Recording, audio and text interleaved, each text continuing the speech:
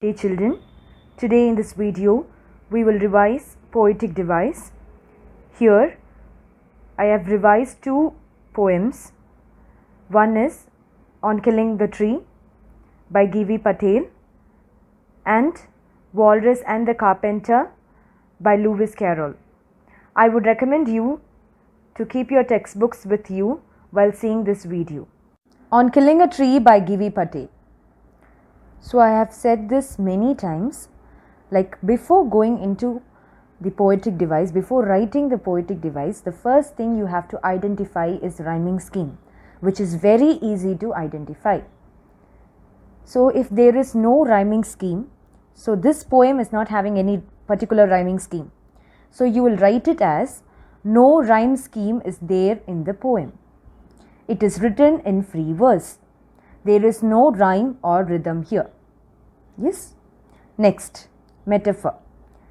Indirect comparison without using the word like or as. Luprous height. The uneven color of the surface of a trunk of a tree is compared to the skin of a person suffering from leprosy. Leprosy is a skin disease. Yes. Next, bleeding bark is again compared. Compared to what? Compared to a human. The sap coming out of tree where it is cut is compared to the bleeding from the wound in a human's body.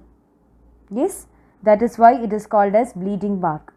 Here you can again get another poetic device, personification. Why? What is personification?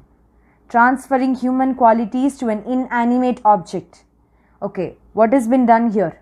Bleeding bark. Again, the bark of the tree has been given human qualities of bleeding. What we say this as? The bark of the tree has been given human qualities. That is why I am writing under personification. Next, alliteration. Alliteration again it's very easy to identify.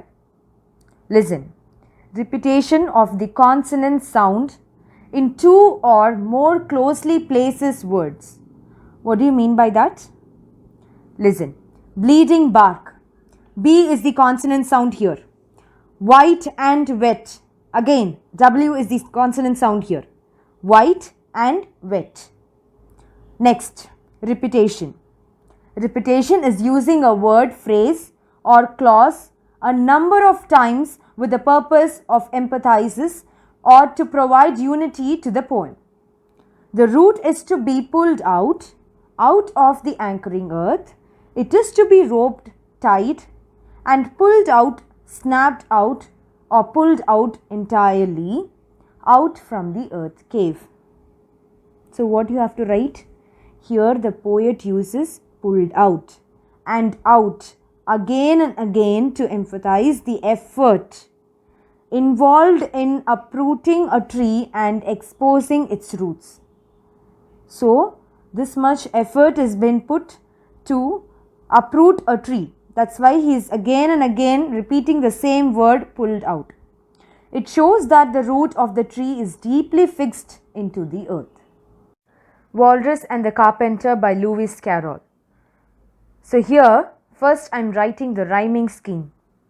So what is the rhyme scheme here? The poem follows A, B, C, B, D, B. Rhyme scheme, and this pattern continues till the end.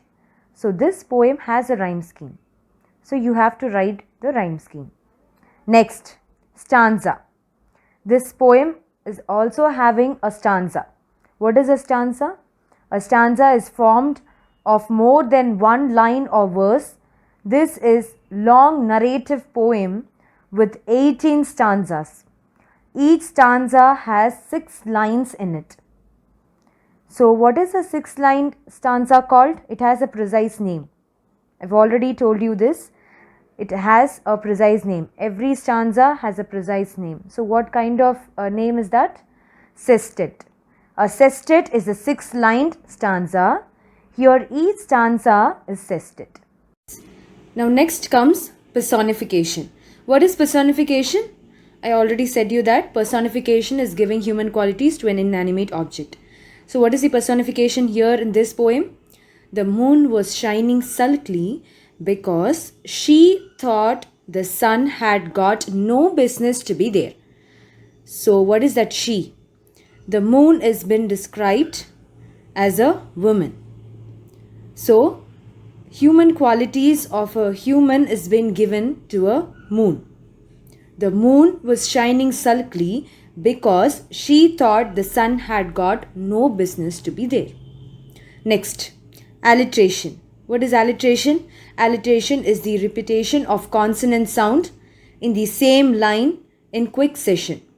For example, the sounds of are and the, and then they rested on the rock, and then they is the sound of they, and rested on the rock is the sound of are. Yes. Next, imagery. Imagery is used to make readers perceive things involving their five senses. What is meant by perceive? Perceive is like to feel. What do you feel in this poem? Visual imagery describes how things appear when people think of imagery. They usually think of visual imagery. So what is that here? The sun was shining on the sea. Next, feeling. I weep for you, the walrus said, with soaps and tears he sorted out. So what kind of feeling is this? Sad feeling. So you can write it as feeling. Next, taste. A loaf of bread, the walrus said, is what we chiefly need. Pepper and vinegar besides are very good indeed. So what is the taste here? The loaf of bread and pepper and vinegar. Yes, and this is how a poetic device should be written. Thank you, children.